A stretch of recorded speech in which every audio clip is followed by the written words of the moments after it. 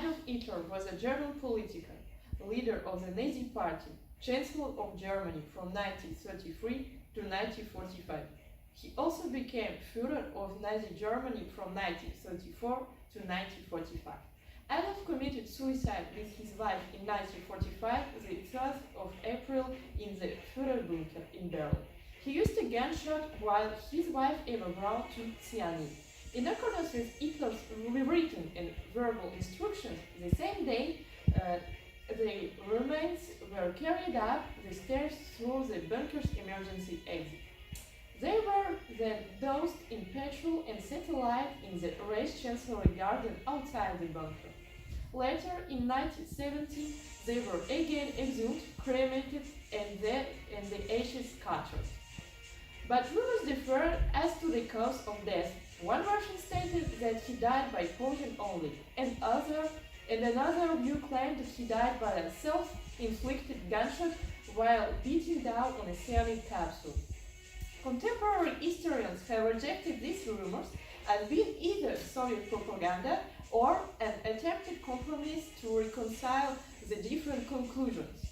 One eyewitness stated that Hitler's corpse showed signs of having been shot through the mud, but this has been proven likely with his dental remains. For political reasons, the Soviet Union presented various versions of Hitler's fate.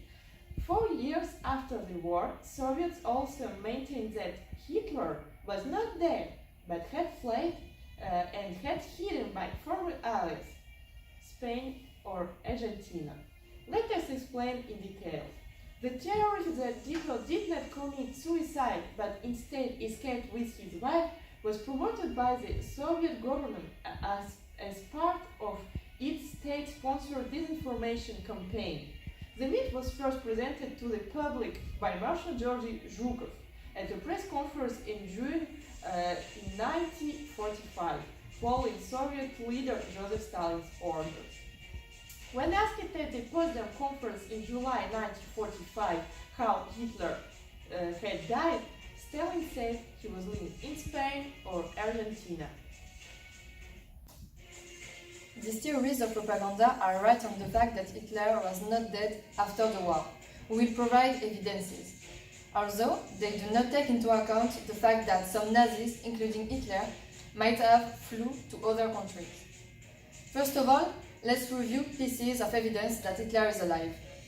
In May 1946, while Soviets were investigating rumors of Hitler's survival, 2 fragments of a skull were retrieved from the crater where Hitler was buried. The left pieces of the bones had gunshot damages. It was kept in Russian Federal Archives in Moscow and believed to be Hitler's for decades. In 2009, samples of the skull were DNA tested at the University of Connecticut by a bone specializing archaeologist. The sample was found to be that of a woman aged under 40. In this context, we need to remember that after World War II, thousands of Nazis flew away to avoid being arrested using exfiltration networks. Most left for South America, but few dozens chose Near East as Egypt and Syria to create an army able to abort the Israel state establishment.